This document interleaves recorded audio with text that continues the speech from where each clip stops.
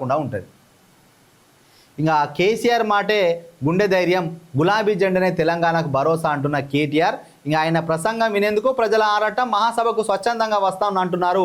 Janata garage తరహాలో తెలంగాణ భవన్ చరిత్రలో నిలిచేలా రజతోత్సవ సభ నిర్వహిస్తాం. 60 లక్షల గులాబీ దండుకు ఇదే నా ప్రార్థన. అందరం బయలుదేరి మహాసభకు తరలాలే. కాంగ్రెస్ సర్కారుకు కరెంటు మీద నమ్మకం లేకనే మహాసభకు 200 జనరేటర్లు ఏర్పాటు చేస్తున్నాం. బీఆర్ఎస్ వర్కింగ్ ప్రెసిడెంట్ కేటీఆర్ ఎల్కతుర్తిలో మహాసభ ఏర్పాట్ల పరిశీలన. దాదాపు కొన్ని వేల ఎకరాల్లో మునుపెన్నడూ లేని విధంగా ఈ సిల్వర్ జూబ్లీ ఉత్సవాలను ఘనంగా జరుపుకోబోతుంది బీఆర్ఎస్ పార్టీ. కేసీఆర్ మాట వినాలని, ఆయన మాట వింటే గుండె నిండా ధైర్యం వస్తుందని ప్రజలు చెప్తున్నారు. కేసీఆర్ మాటలు వింటే కాంగ్రెస్ అరాచక పాలన అవుతుందనే భరోసా కలుగుతుందన్నారు. బీఆర్ఎస్ రజతోత్సవ సభకు మేమొస్తామనే ప్రతి నియోజకవర్గం నుంచి స్వచ్ఛందంగా కదులుతున్నారు. తెలంగాణ ప్రజల గుండె ధైర్యం గులాబీ జెండా.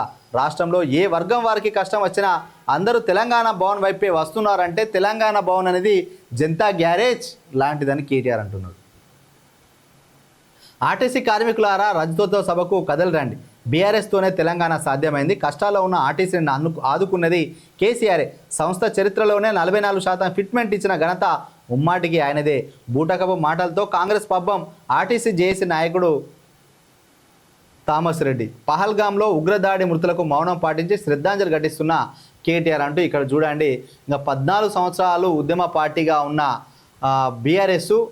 టీఆర్ఎస్ బీఆర్ఎస్గా మారింది. సో మొత్తానికైతే 25 సంవత్సరాల ప్రస్థానానికి సందర్భంగా ఘనంగా సిల్వర్ జూబ్లీ అసన్పర్తిలో జరగబోతున్నారు.